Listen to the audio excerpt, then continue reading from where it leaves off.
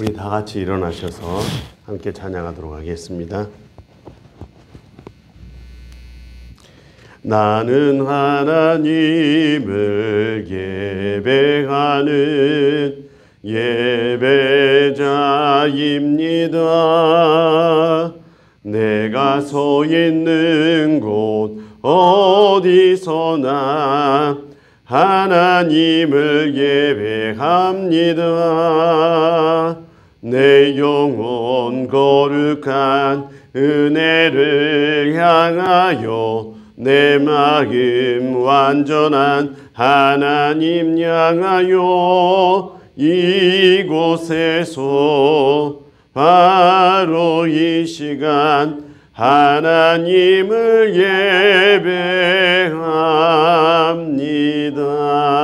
오늘 우리의 예배의 신실함을 위해서 그리고 이 예배를 통해서 우리에게 찾아오시는 그 놀라운 은혜를 위해서 이 시간 함께 이 예배가 살아있는 예배 되기를 위해서 함께 묵도하심으로 주님 앞에 나아가도록 하겠습니다.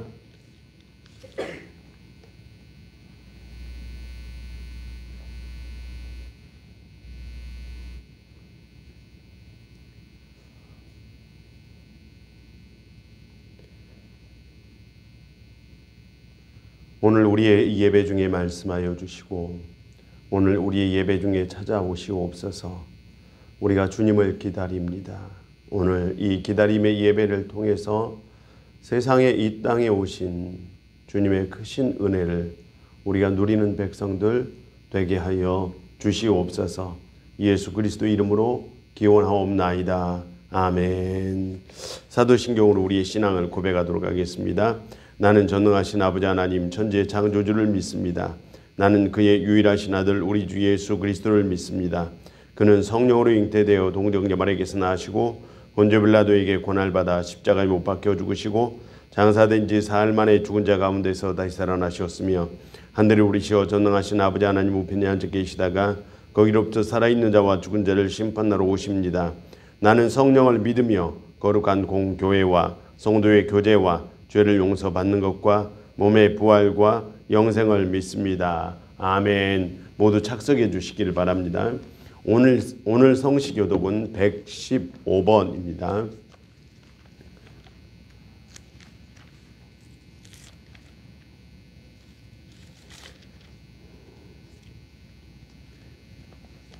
성문으로 나아가라. 나아가라. 백성이 올 길을 닦으라.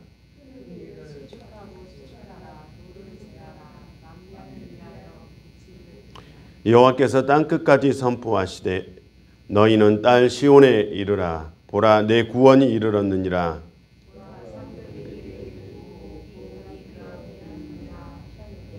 사람들이 너를 일컬어 거룩한 백성이라 여호와께서 구속하신 자라 하겠고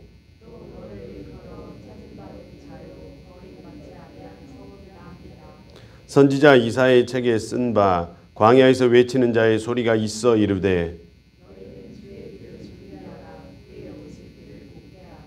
모든 골짜기가 메워지고 모든 산과 작은 산이 낮아지고 모든 육체가 하나님의 구원하심을 보리라 함과 같으니라. 아멘. 오늘 함께 찬양할 찬송 96장입니다.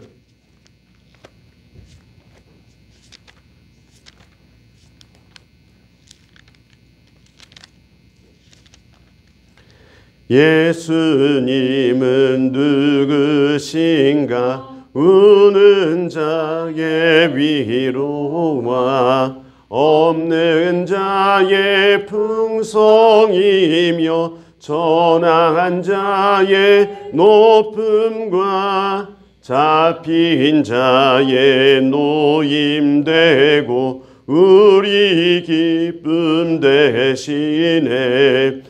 예수님은 누구신가? 약한 자의 강함과 눈먼 자의 빛이시며 병든 자의 고침과 죽은 자의 부활되고 우리 생명 되시기네. 예수님은 누구신가? 중한 자의 정함과 죽을 자의 생명이며 죄인들의 중보와 멸망자의 구원되고 우리 평화 되시네. 예수님은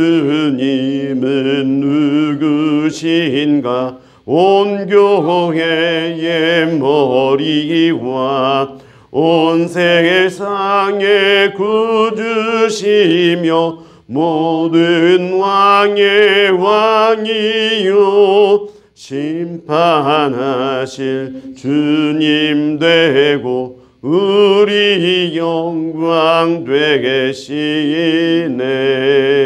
아멘. 이 시간 우리 함께 기도합시다. 함께 오늘 이 예배를 위해서 함께 기도하고 오늘 이 나라와 이 민족을 위해서 기도하고 전 세계 모든 사람들 이 질병과의 싸움에서 이겨낼 수 있도록 위해서도 기도하고 또 오늘 전국 각지에서 드려지는 이 예배가 신령하고 복된 예배, 주의 오심을 맞이하는 그 예배 되기를 위해서 함께 기도하고 또 이 제주 땅의 평화를 위해서도 함께 기도하고 오늘 중보기도로 주님 앞에 나아가도록 합시다. 함께 기도합시다. 하나님의 은혜를 오늘 우리에게 허락해 주시고 오늘 주의 백성들 어디에 있든지 예배자의 삶을 온전히 살 수 있도록 인도하여 주시옵소서. 오늘 이 나라와 이 민족이 주님 앞에 쓰임받는 복된 민족, 거룩한 민족 되기를 소망합니다. 뿐만 아니라 이 어려움을 잘 헤쳐나갈 수 있도록 인도하여 주시고 국민 한 사람 한 사람 모두가 다 함께 마음을 모아 슬기로운 백성으로 거듭날 수 있도록 인도하여 주셔서 아버지 하나님 오늘 이 땅이 하나님께서 이 땅을 변화시키고 회복시키는 복된 땅이 되게 하여 주시옵소서. 아버지 하나님 특별히 오늘 전국 각지에서 드려지는 이 예배가 신실한 예배, 주님의 오심을 맞이하는 대림절 첫 번째 예배 되기를 소망합니다. 우리는 소망의 소를 켜놓고 이 예배를 맞이했습니다. 이 예배를 통해서 오시는 하나님 우리에게 찾아오셔서 우리를 위해서 화목제물이 되어주신 주님을 만나는 복된 예배 될 수 있도록 인도하여 주시옵소서. 아버지 하나님께서 특별히 이 제주 땅에 평화를 허락해 주시고 아버지 하나님 이 제주 땅이 복음으로 물들게 하시며 오늘 우리의 영혼이 새롭게 되는 놀라운 역사를 허락해 주시옵소서. 하나님께서 오늘 우리의 예배를 붙잡아 주시고 이 예배 중에 찾아오신 주의 백성을 인도하여 주시옵소서. 예수 그리스도의 이름으로 기도하옵나이다. 아멘. 오늘 우리에게 주신 하나님의 말씀은 마가복음 10장 말씀입니다. 마가복음 10장입니다. 신약성경 72면에 있습니다. 마가복음 10장 32절부터 45절까지 말씀입니다. 조금 긴 말씀이지만 우리 함께 하나님의 말씀을 봉독하도록 하겠습니다.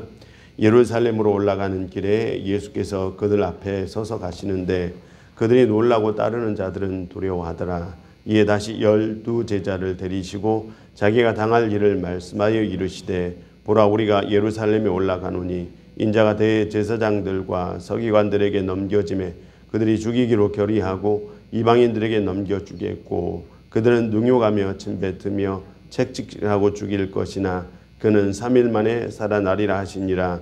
세베대의 아들 야고보와 요한이 주께 나와 여짜오되 선생님이여 우리 무엇이든지 우리가 구하는 바를 우리에게 하여 주시기를 원하옵나이다. 이르시되 너희에게 무엇을 하여 주기를 원하느냐.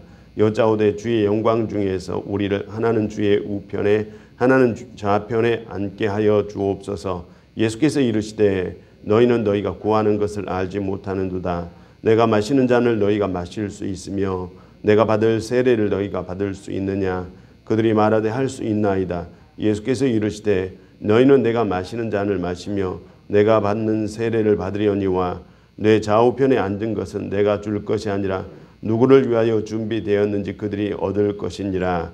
열 제자가 듣고 야고보와 요한에 대하여 화를 내거늘 예수께서 불러다가 이르시되 이방인의 집권자들이 그들을 임의로 주관하고 그 고관들이 그들에게 권세를 부리는 줄 너희가 알거니와 너희 중에는 그렇지 않을지니 너희 중에 누구든지 크고자 하는 자는 너희를 섬기는 자가 되고 너희 중에 누구든지 으뜸이 되고자 하는 자는 모든 사람의 종이 되어야 하리라. 인자가 온 것은 섬김을 받으려 함이 아니라 도리어 섬기려 하고 자기 목숨을 많은 사람의 대속물로 주려 함이니라. 아멘. 오늘 예배 나오신 성도 여러분, 성도 여러분에게 하나님의 은혜와 사랑이 그리고 하나님의 축복이 성도 여러분의 가정에 가득하기를 소망합니다. 남편을 일찍 여의고 딸 하나를 어렵게 키우는 한 어머니가 있었어요. 유일한 어머니의 희망이었던 딸이 드디어 대학 교수가 되었어요. 딸은 어머니의 희생과 사랑을 잘 알고 있었습니다. 그래서 어머니의 은혜에 보답하고 싶어서 어느 날 어머니에게 물었어요. 엄마, 소원 하나 말해봐. 내가 들어줄게. 그러자 엄마는 대답했어요. 내가 나와 함께 교회를 다녔으면 참 좋겠다. 이렇게 웃으면서 대답을 했어요. 그동안 어머니의 오랜 권유에도 교회를 나가지 않았던 딸이 기꺼이 어머니와 함께 이제 교회를 갔습니다. 그런데 교회 간 첫날 교회 안에서 좋지 못한 모습들 많이 봤어요. 서로 험담하는 사람들도 보고 또 불의한 청탁을 하는 장로님이 보였던 것 같아요. 식당에서 서로 음식을 먹겠다고 다투는 사람들까지. 예배를 마치고 집에 돌아온 딸이 엄마에게 말한 거죠. 엄마, 나 다음부터 교회 나가지 않을래. 그러면서 자신이 교회에서 보았던 일을 조목조목 어머니에게 얘기를 했어요. 그러자 어머니는 딸에게 이렇게 말한 거죠. 사랑하는 딸아, 엄마는 수십 년을 교회를 다녔지만 예수님 얼굴밖에 보지 못했는데 너는 하루 동안에 참 많은 것을 보았구나. 그렇게 대답을 했다고 해요. 무엇을 보고 있느냐가 우리의 인생의 결을 결정하죠. 무엇을 보고 있느냐가 우리의 삶을 결정하고 무엇을 보고 있느냐가 우리의 신앙을 결정하죠. 오늘 대림절 첫 번째 주일이죠. 그리스도인들에게 대림절은 신앙생활에 있어서 매우 큰 의미가 있습니다. 예수님의 오심을 기다리고 또 기다리는 절기죠. 예수님의 오심을 기다리면서 예수님께서 세상에 왜 오셨는지 묵상하는 절기이기도 합니다. 예수님은 세상에 왜 오셨을까요? 세상은 예수님의 오심을 기다렸을까요? 요한복음을 보면 전혀 그렇지 않습니다. 환영하지도 않았고 기다리지도 않았고 마태복음을 보면 방해하고 거절했어요. 세상 사람들이 환영하지도 않는데 예수님은 왜 세상에 오셨을까요? 무엇 때문에 예수님께서는 세상에 오셨을까요? 레위기 첫 구절은 이렇게 시작합니다. 여호와께서 회막에서 모세를 부르시니 그에게 말씀하여 이르시되, 이렇게 시작하죠. 하나님께서 회막에서 모세에게 말씀하셨다. 그러므로 회막은, 구약 성경에서 회막은 말씀이 있는 곳이에요. 출애굽기 33장을 보면 하나님을 앙무하는 사람, 하나님을 열망하는 사람, 하나님을 사랑하는 사람들은 다 회막으로 나갔다. 그때 구름 기둥이 하늘에서 내려와 회막 위에 머물렀어요. 출애굽기 33장 10절을 보면은 모든 백성이 회막문 구름 기둥이 서 있는 것을 보고 다 일어나 각기 장막문에 서서 예배하였다. 하매 이렇게 돼 있어요. 이스라엘 백성들 회막에 임재하신 하나님을 보시고 그들이 모두 회막을 중심으로 예배했다. 그러므로 이스라엘 백성들 구약에서 회막은 예배적인 삶을 뜻해요. 광야 같은 인생길이라고 말하지 않습니까? 이스라엘 백성들이 광야 같은 인생에서 절대로 포기할 수 없는 삶이 회막 중심의 삶, 예배적인 삶이었어요. 우리는 인생이 좋을 때가 있는 것, 좋을 때만 있는 것 절대로 아니죠. 힘들고 어려울 때도 있어요. 그러다 보면 자신도 모르게 죄악에 빠져 그 속에서 신음할 때도 있어요. 그렇게 신음하며 살아갈 때 그때마다 하나님께서 우리를 그냥 두시지 않습니다. 찾아오셔서 고쳐주시고 싸매주시죠. 그런데 고쳐주시고 싸매주실 때 언제 고쳐주시고 어느 때 싸매주세요? 바로 구약에 따르면 회막에서 이 일을 하시는 거죠. 어느 가정에 한 해에 그해 양들이 태어났는데 10마리 정도 태어났어요. 이 양들 10마리 중에서 토실토실하고 좋은 양도 있지 않겠습니까? 그해 태어난 양 중에 털이 하얗고 뽀송하고 예쁘고 튼튼한 양이 한 마리 있었어요. 가족들이 그 양을 보고 너무 좋았어요. 그래서 이 이름을 구약의 히브리식으로 토부라고 이름을 지어줬어요. 토부 뜻이 좋았더라 라는 뜻이에요. 좋다. 양을 볼 때마다 좋으신 하나님께 감사하고 마음이 너무 좋아진 거죠. 그래서 아이들이 이 양의 이름을 토부, 토부, 토부 이렇게 부른 거예요. 토부는 건강하고 씩씩하게 잘 자랐어요. 가족 모두에게 행복과 기쁨을 선사했어요. 다음에 이 가정에 어려운 일이 생겼어요. 그러다 뜻하지 않게 하나님께 죄를 짓게 된 거죠.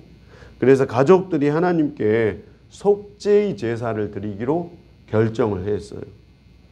하나님께 제물을 드릴 때는 가장 좋은 것을 드려야 돼요. 그것도 1년 된 양으로. 아버지가 말했어요. 어쩔 수 없이 우리가 토부를 드려야 해. 토부는 우리 집에서 작년에 태어난 양 중에서 제일 좋은 양이니 드려야 해. 하나님께 속죄 제물로 드리자. 아이들이 반대했어요. 아빠, 토부만은 절대로 안 돼. 우리에게 유일한 기쁨이고 우리 가정에게 행복을 전해주고 우리를 즐겁게 해주는 토부. 절대로 제물로 드릴 수 없어. 그러나 아버지는 어쩔 수 없이 이 토부를 끌고 회막으로 갔어요. 끌려가는 토부를 보고 아이들의 눈은 눈물이 범벅이 됐어요. 아버지 또한 토부를 아끼고 사랑했죠. 그런데 어쩔 수 없이 토부를 드려야 했습니다. 레위기 1장 4절을 보면은 그는 번제물의 머리에 안수할지니 그를 위하여 기쁘게 받으심이 되어 그를 위하여 속죄가 될 것이라. 이 양이 속죄가 될 것이다. 아버지가 토부의 머리에 안수를 했어요. 제사의 과정에서 가장 중요한 예식이에요. 이 안수 예식을 전가 예식이라고 해요. 인간의 죄를 양에게 덮어 씌우는 예식이에요. 이 예식이 빠지면 어떤 제사이든지 그 제사는 무효입니다. 신약에서 바울은 우리가 받은 은혜를 전가된 은혜라고 표현해요. 우리의 죄가 예수님께 전가되고 그와 동시적으로 예수님의 의가 우리에게 전가된 거예요. 그러니까 죄와 의가 치환된 거죠. 바뀐 거죠. 로마서 3장 24절에 그리스도 예수 안에 있는 성량으로 말미암아 하나님의 은혜로 값없이 의롭다 하심을 얻은 자가 된 거예요. 우리는 예수님 때문에 의를 얻은 거예요. 예수님의 의가 우리에게 전가되고 우리의 죄가 예수님에게 전가된 거죠. 우리가 죄사함을 받은 것은 우리가 가지고 있는 영혼의 자질 때문도 아니고 우리의 능력 때문도 아닙니다. 우리의 죄가 양에게 전가되고 양의 의를 우리가 전가받은 거죠. 그래서 예수님은 세상 죄를 지고 가는 어린 양으로 오신 거죠. 아버지는 제사장들 앞에서 토부의 목덜미를 칼로 찔렀어요. 제사장들이 그 피를 받아서 제단 사방에 뿌렸어요. 아버지는 이 토부의 가죽을 벗기기 시작했어요. 고운 빛깔의 그 양털이 벌건 피로 물들기 시작했어요. 아버지의 눈에서 눈물이 흘렸어요. 항상 곱게 빚어주었던 그 새하얀 털이었는데 자신의 죄 때문에 그 토부의 흰 털이 피로 물든 거죠. 이사야 1장 18절에 너희 죄가 주홍 같을지라도 눈과 같이 희어질 것이다. 진홍같이 붉을지라도 양털같이 희게 될 것이다. 토부의 이 흰 양털이 피로 물들 때 가족들의 붉은 죄는 양털과 같이 희어진 거죠. 아버지는 일일이 토부의 몸체에 각을 떴어요. 다리는 다리대로, 몸통은 몸통대로, 머리는 머리대로 분리했어요. 그리고 그것을 제단 위에 얹었어요. 내장과 정강이를 깨끗한 물로 씻었어요. 그리고 그것 또한 제단에 얹었어요. 그리고 불살랐어요. 화염과 함께 토부의 몸체, 내장, 정강이들이 타기 시작했어요. 타는 냄새가 아버지의 영혼까지 파고들었어요. 레위기 1장 9절에 그 내장과 정강이를 물로 씻을 것이라. 제사장은 그 전부를 제단 위에서 불살라 번제로 드릴진 이는 화제라. 여호와께 향기로운 냄새라. 하나님께 드려지는 향기로운 냄새. 이것을 오늘 우리는 예배라고 해요. 이것이 회막에서 진행된 예배였어요. 번제든지 화목제든지 속죄제든지 내용은 비슷비슷해요. 예배는 소나 양이 그것을 완전히 태워져야 할 때, 그리고 그 냄새가 하나님 앞에 올려질 때. 그래서 구약에서 예배는 매우 실제적이에요. 예배의 현장은 늘 생생했어요. 피범벅이었다고. 양에게 죄를 전가하고 그 양의 피를 직접 흘리고 양털이 피로 얼룩진 것을 보고 양이 태워질 때 나는 냄새를 맡아야 했어요. 이것이 예배 말이죠. 그런데 이 예배를 우리는 뭐라고 부르냐면 서비스라고 불러요.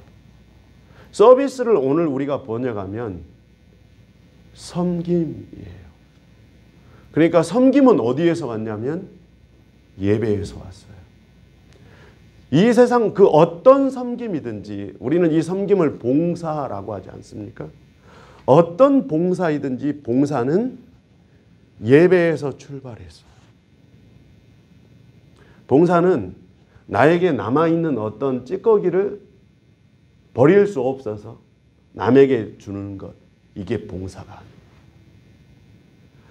봉사는 내가 사랑하고 내가 아끼고 가장 소중한 것, 내 생명과 같은 것을 하나님께 예배하듯이 드리는 것을 봉사 또는 섬김이라고 해요. 예배는 가장 좋은 것을 하나님 앞에 드리는 행위이죠. 섬김 역시 가장 좋은 것, 아끼는 것을 드리는 행위이죠. 우리가 예배를 가끔 워십이라고 하는데 저는 영어에서 worship 또는 서비스라고 번역을 하지 않습니까? 저는 서비스라고 번역하는 것이 더 좋아요. 예배는 완벽한 서비스예요. 부족함이 없는 서비스여야 해요. 나에게 있어서 가장 좋은 것을 드릴 때 그것은 진정한 서비스가 되고 진정한 예배가 되는 거죠.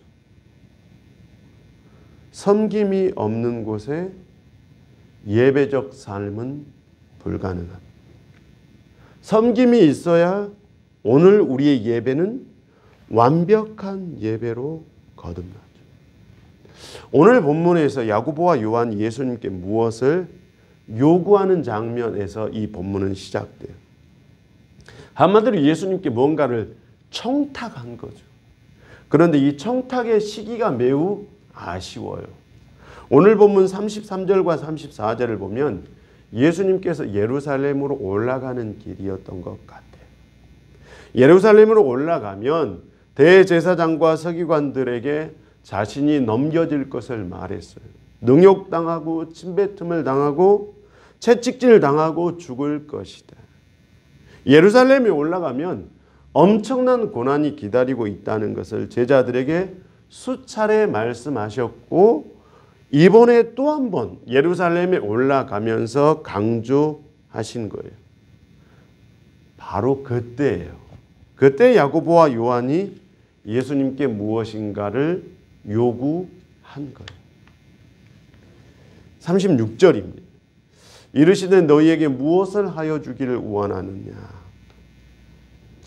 야고보와 요한이 예수님께 무언가를 요구했는데 예수님께서 모르셨을까요? 아닙니다. 아셨습니다. 예수님에게는 신적인 힘이 있잖아요. 제자들이 어떤 생각을 하고 있는지 무엇 때문에 요구하고 있는지 아셨습니다. 예수님께서 그들이 무엇을 원하는지 알고 계셨어요. 성도 여러분, 하나님께서 우리의 필요를 다 알고 계신 줄 믿습니다. 믿습니까? 우리가 엎드려 구할 때 구하는 내용을 다 알고 계시죠. 그런데 때로는 응답이 더디죠. 하나님께서 더디게 응답하신 이유는 때를 따라 공급해 주시는 분이기 때문입니다. 우리를 우리보다 더 잘 알고 계시기 때문입니다. 하나님께 무엇인가를 구하고 나서 절망하거나 포기하지 말아야 될 이유가 여기에 있습니다. 때를 따라 공급해 주시는 하나님을 믿는 성도 되시기를 소망합니다. 예수님께서 야고보와 요한에게 반문했어요. 그러자 야고보와 요한이 대답을 한 거죠. 37절에 여짜오되 주의 영광 중에 우리를 하나는 주의 우편에 하나는 주의 좌편에 앉게 하여 주옵소서.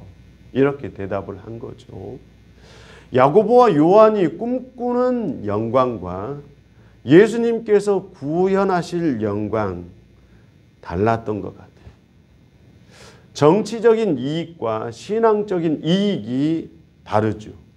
예수님은 신앙적인 메시아로 오셨어요. 그래서 구약의 예언에 따라서 고난의 메시아가 되셨는데 야고보와 요한은 예수님을 정치적인 메시아로 이해했고 예루살렘에 올라가서 왕이 되시면 우리에게 자리 하나씩을 주셨으면 참 좋겠습니다라고 요구를 한 거죠. 예수님께서는 이 야고보와 요한뿐만 아니라 제자들 전체가 자신을 정치적 메시아로 오해하고 있다는 것을 아셨어요.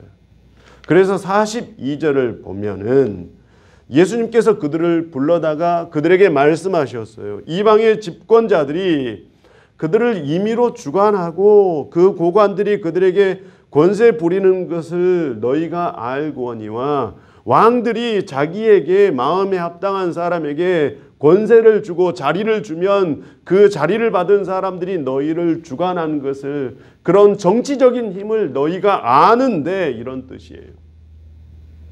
3년 동안 동고동락했던 제자들이 예수님을 오해하는 거죠. 저는 40년 넘게 예수님을 믿어왔어요. 예수님을 바르게 이해하고 있을까? 경제적인 이익과 신앙적인 이익은 다르죠. 그런데 우리는 경제적 메시아로 오해할 때가 종종 있어요. 우리의 경제적인 상황에 따라서 믿음의 크기가 달라질 때가 있다는 말이죠. 우리가 신앙생활하면서 세 가지 면에서 우리의 믿음이 좌우되지 않았으면 좋겠다 이런 생각이 들어요. 첫 번째, 환경에 의해서 좌우되지 않으면 어떨까요? 두 번째, 사람 때문에 우리의 믿음이 좌우되지 않았으면 좋겠다. 세 번째, 물질 때문에 흔들리지 않았으면 좋겠습니다. 이 세 가지만 잘 견뎌내도 우리는 큰 믿음의 사람으로 성장하게 될 것입니다. 경제적인 어려움을 겪으면 그 고통이 얼마나 힘든지 압니다. 경제적인 압박이 가정의 평안을 빼앗을 수 있고 영혼의 평강도 빼앗아 버리죠. 우리는 그때마다 선포해야 돼요. 가난이 우리를 불편하게 할 수는 있어도 우리를 불행하게 만들 수는 없다. 선포해야 돼요. 물질의 작아짐이 우리를 불편하게 할 수는 있지만 우리를 불행으로 끌고 가게 해서는 안 됩니다. 경제적인 상황이 변해도 믿음만큼은 더욱 깊어가고 커지는 성도들 되시기를 소망합니다. 바램과 주심의 불일치. 오늘도 하나님과 우리 사이에 종종 일어나는 불일치죠. 하나님께서 우리에게 주는 것과 우리가 하나님께 바라는 것이 불일치할 때가 있죠. 예수님께서는 야고보와 요한이 원하는 것이 무엇인지 구체적으로 드러나기를 원했어요. 그래서 알면서도 물어본 거죠. 하나님께서는 때로는 우리에게 이렇게 물어보실 때가 있어요. 알면서도 물어봐요. 드러나야 하기 때문이죠. 드러나야 예수님께서 구원하실 영광과 야고보와 요한이 바라는 영광이 비교될 거죠. 비교돼야 우리가 구하는 영광이 잘못됐다는 것을 알게 되죠. 예수님께서 가야 될 길은 영광의 길이었어요. 그런데 그 길은 고난에서 시작됩니다. 야고보와 요한도 바라는 길이 영광이었어요. 영광의 길이었어요. 그런데 그들에게는 그들이 요구하는 길에는 고난이 빠져 있었어요. 그래서 38절에 예수께서 이르시되 너희는 너희가 구하는 것을 알지 못하는도다. 내가 마시는 잔을 너희가 마실 수 있으며 내가 받을 세례를 너희가 받을 수 있느냐. 잔은 말이죠. 잔.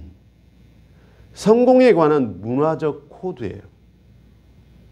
구약 성경을 보면 이 잔은 번영을 뜻해요.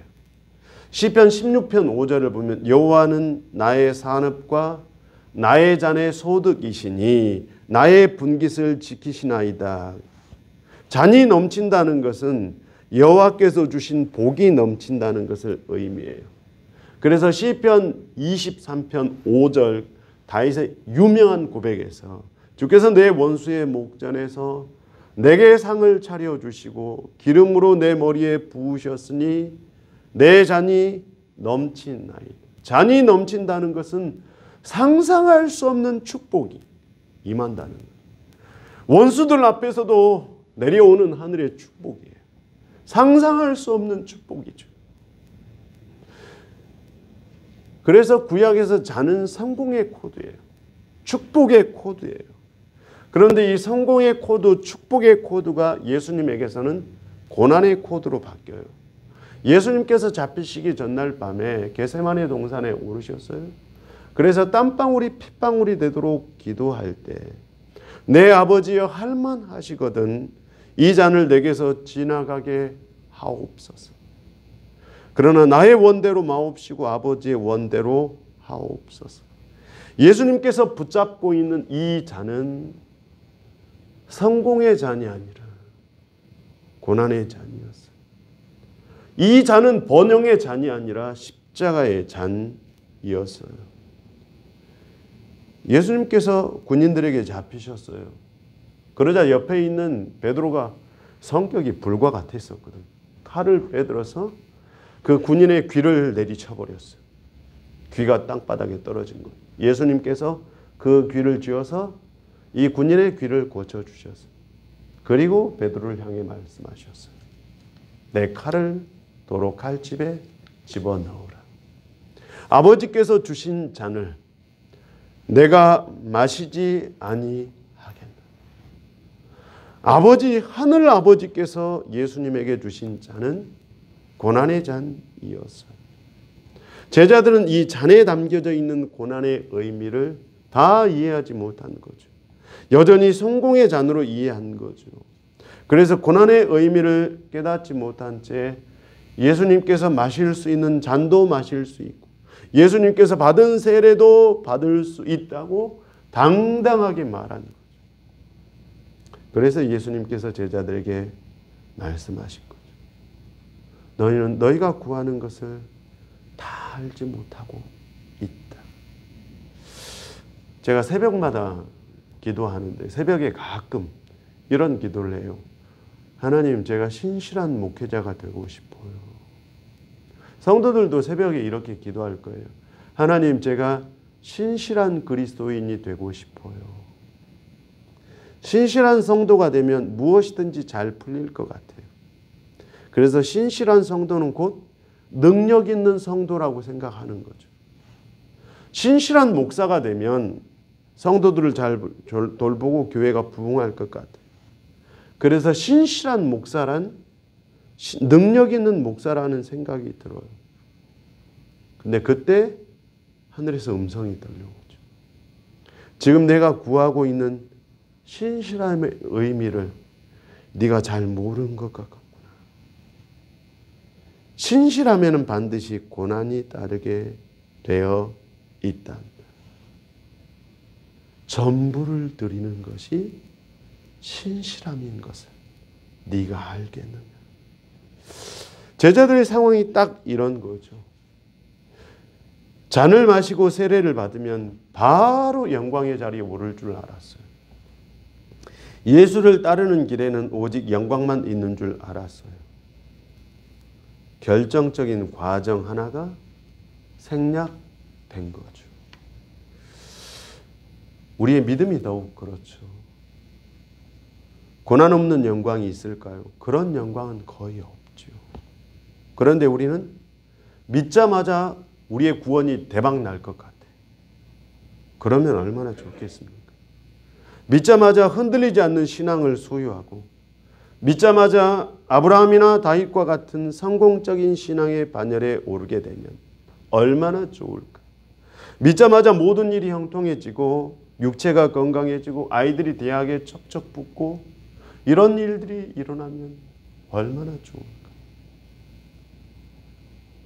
모름지기 좋은 밭은 깊게 기경된 밭이죠. 돌밭은 얇은 밭이, 기경이 거의 안 된 밭이죠.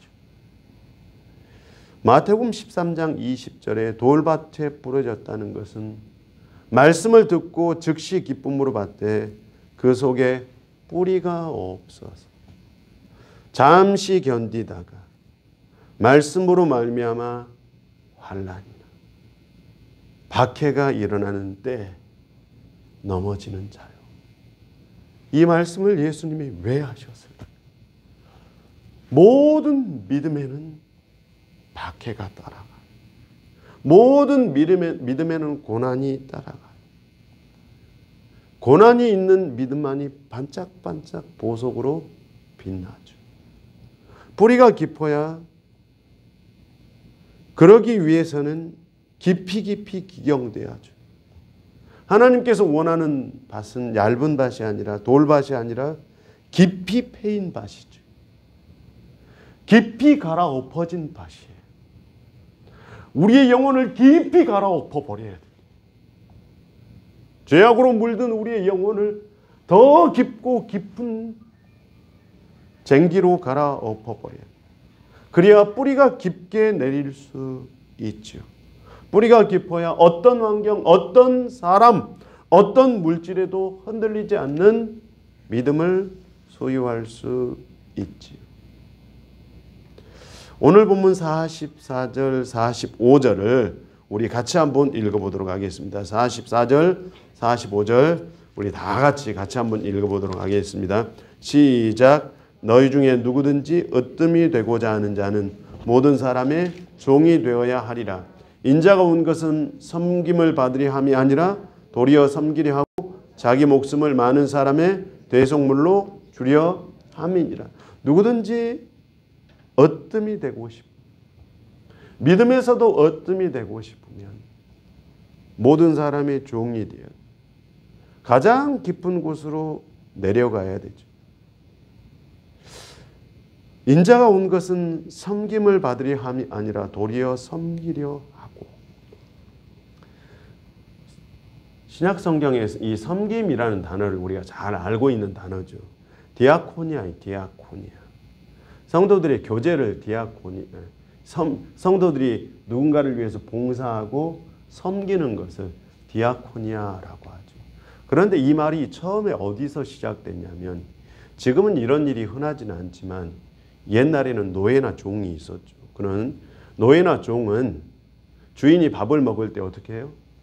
옆에서 시중을 두죠. 누가복음을 보면 한 종이 있었어요. 이 종이 새벽 일찍 일어났어요. 얼마나 새벽에 일찍 일어났는지 몰라요.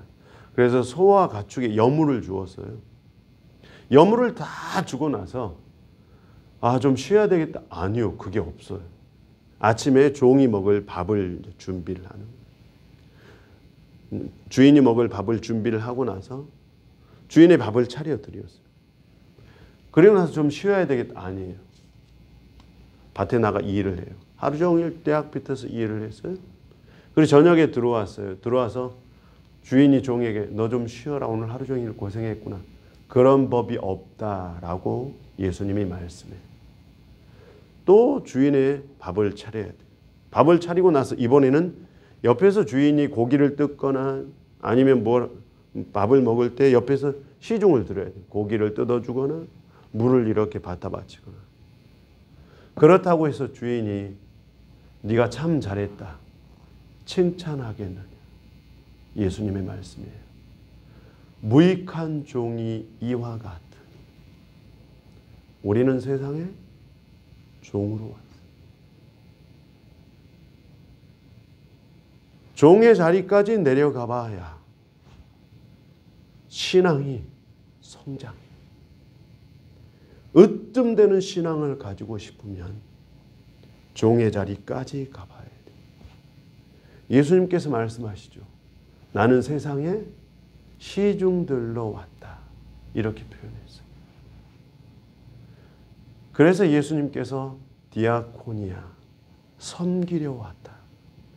그런데 구약에서 섬김은 예배에서 출발했어요. 그런데 이 예배는 나에게 있는 남은 것, 아니면 내게 있는 좀 모자란 것, 우리 집에서 좀 병든 것, 이것을 드리는 게 예배가 합니다. 가장 가장 좋은 것을 드리는 것이 예배고 그것이 섬김이라는 거예요. 이유 없이 여기저기를 이사 다니는 사람이 한 사람이 있었어요. 이 사람이 현명하기로 소문난 목사님을 찾아갔어요. 목사님, 제가 최근에 이사를 이곳에 왔는데 제가 다닐 만한 교회를 하나 소개시켜 주세요. 그러면 감사하겠습니다. 어떤 교회를 원하는가? 제가 이사를 가서 교회를 다녔는데 교회를 다닐 때마다 교회 안에 인간답지 못한 인간들이 얼마나 많은지. 그래서 도저히 신앙생활을 할 수가 없어요. 그래서 여기저기 이사를 다녔습니다. 서로 아끼고 사랑하는 교회를 만날 수만 있다면 제가 한 곳에 정착을 해서 오랫동안 살 수 있을 것 같습니다. 목사님께서 대답을 했어요. 글쎄 이 도시에는 그대에게 추천해 줄 만한 교회는 많지 않을 것 같고, 목사님 그러면 이웃 도시에 있는 교회라도 좀 추천을 해 주십시오. 이보게, 이웃에 그 교회가 딱 하나 있긴 한데, 이웃 도시에 그 교회가 딱 하나 있긴 한데 절대로 그 교회는 가지 말게.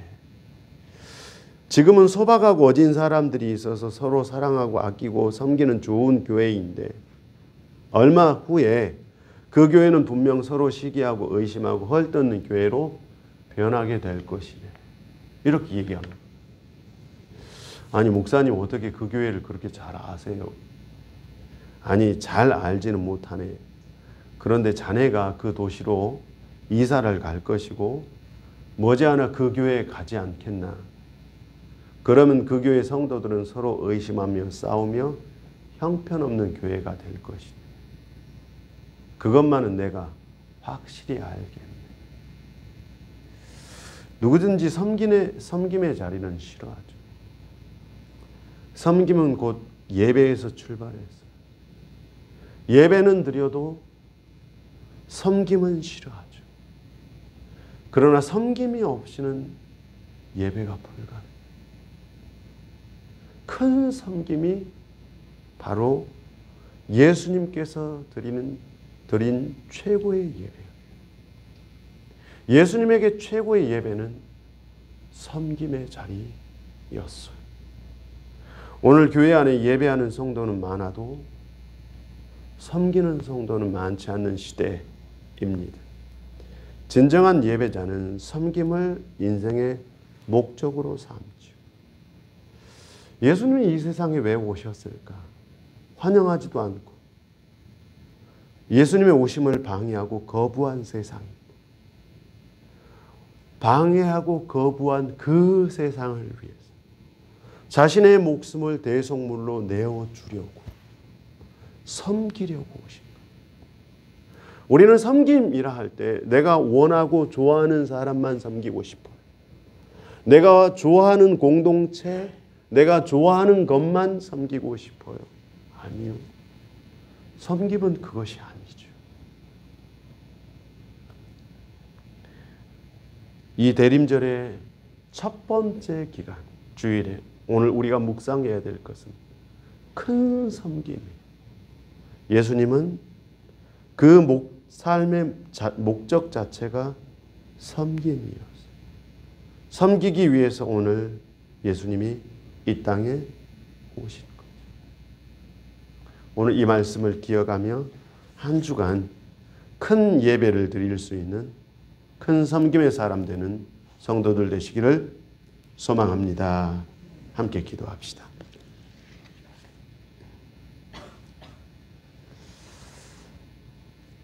참 좋으신 아버지 하나님, 오늘 우리의 마음이 예수님의 그 섬김의 자리를 향할 수 있도록 오늘 우리의 신앙이 흔들리지 않기 위해서는 오늘 우리가 예수님처럼 더 깊은 섬김의 자리, 그 자리가 고난의 자리일지라도 그 섬김의 자리를 기뻐하는 참된 예배자들 되게 하여 주시옵소서. 예수 그리스도 이름으로 기도하옵나이다. 아멘. 찬송가 369장입니다. 369장.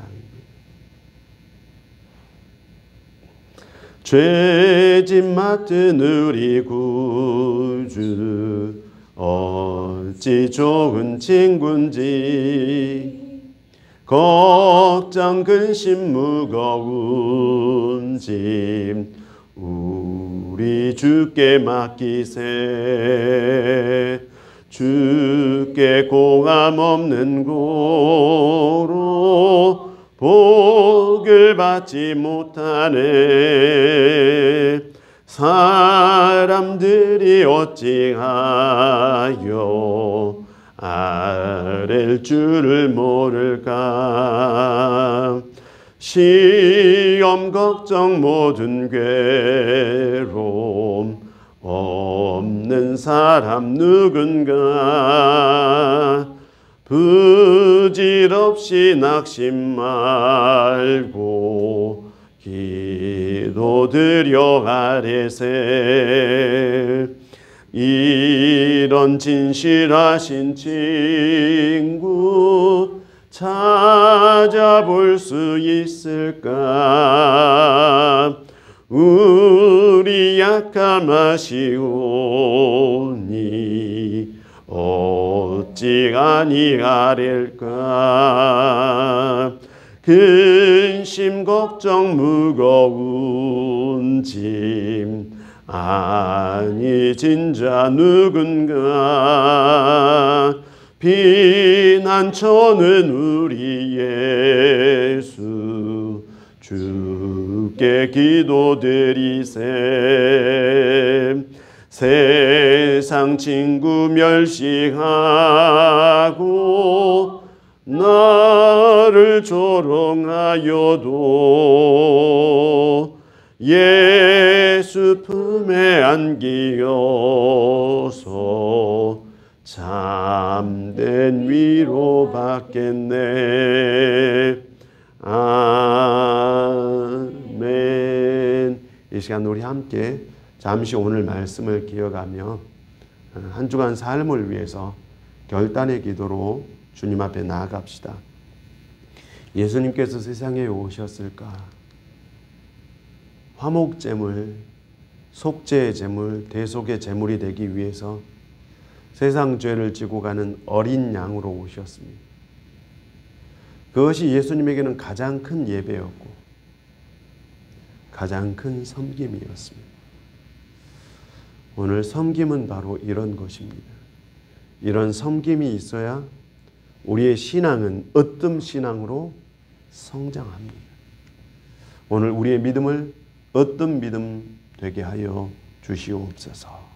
이 시간 함께 다 같이 기도하며 주님 앞에 나아갑시다.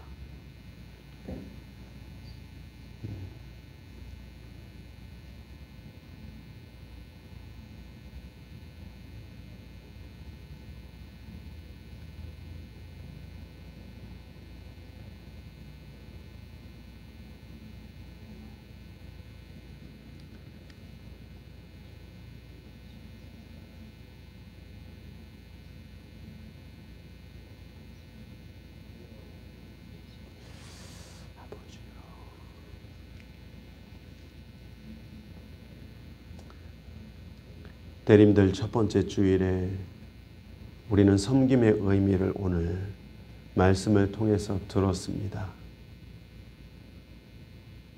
참된 그리스도인으로, 참된 예배자로 한 주간 살아갈 때 이 세상에 오셔서 섬기시려고 화목제물, 대속의 제물이 되어주신 어린 양 되신 예수님을 바라보고 또 바라볼 수 있는 믿음의 백성들, 으뜸되는 믿음을 소유한 백성들로 거듭나게 하여 주시옵소서. 예수 그리스도 이름으로 기도하옵나이다. 아멘. 오늘 우리는 대림절 첫 번째 주일을 맞이해서 기다림의 초를 밝히고 예배를 시작했습니다. 한 주간 예수님의 오심을 잘 기다리고 준비하고 또 경건의 훈련, 믿음의 훈련을 잘 쌓아가는 복된 성도들 되시기를 소망합니다. 우리 다 같이 일어나셔서 함께 찬양합시다. 당신은 하나님의 언약 안에 있는, 함께 옆 사람을 좀 바라보시면서 함께 축복하면서 찬양하도록 하겠습니다.